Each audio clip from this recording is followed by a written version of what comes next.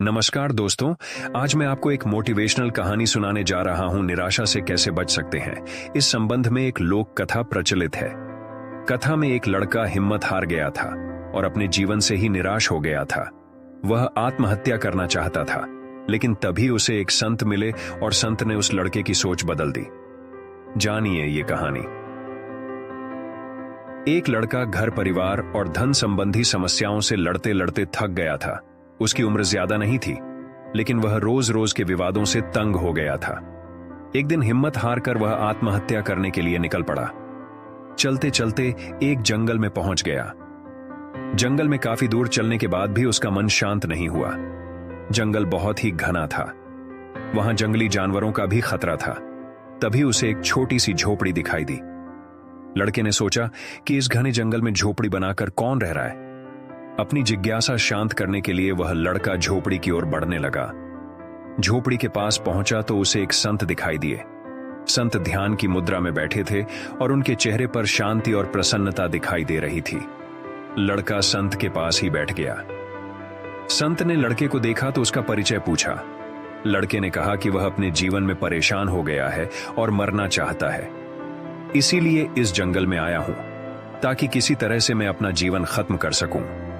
संत ने लड़के की बातें सुनी और समझ गए कि कम उम्र में मिले तनाव के कारण यह बहुत ज्यादा निराश हो गया है। उन्होंने लड़के से कहा कि तुम्हें निराशा से बचना चाहिए। समस्याएं तो आती जाती रहेंगी, समय एक सा नहीं रहता है। संत ने लड़के को समझाने के लिए एक कथा सुनानी शुरू की। संत बोले, एक छोटे बच्चे ने एक दिन अपने घर में बांस का और एक कैक्टस का पौधा अपने घर के आंगन में लगाया। उसका बागवानी का नया नया शौक था। बच्चा रोज दोनों पौधों की एक समान देखभाल करने लगा। रोज सुबह शाम पानी देता, धूप छांव में पौधों का ध्यान रखता।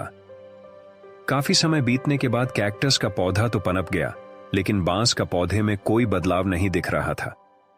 बच्चा सोचता था कि कैक्टस को पनप रहा है, लेकिन यह बांस के पौधे को क्या हो गया है। बच्चा रोज ये बात सोचता, लेकिन वह निराश नहीं हुआ और रोज दोनों की पौधों की देखभाल करता रहा।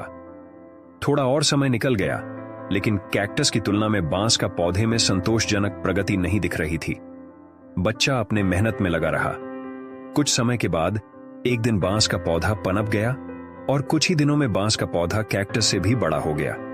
संत ने उस निराश लड़के से आगे कहा कि बांस का पौधा पहले तो अपनी जड़ें मजबूत कर रहा था, इसलिए उसे पनपने में समय लगा, लेकिन वह बच्चा भी अपनी कोशिशों में पीछे नहीं हटा, निराश नहीं हुआ। हमें भी अपने जीवन में दो बातें ध्यान रखनी चाहिए। पहली बात तो यह है कि हालात कैसे भी हों, सकारात्मकता और धैर्य न छोड़ें। दूसरी बात यह है कि पहले हमें अपनी जड़ें मजबूत करनी चाहिए। अगर हमारा आधार मजबूत होगा तो हमारा काम तेजी से आगे बढ़ेगा। सकारात्मकता और धैर्य रखेंगे तो जीवन में जल्दी ही संतोषजनक बदलाव दिखाई दे सकते हैं। धन्यवाद दोस्तों।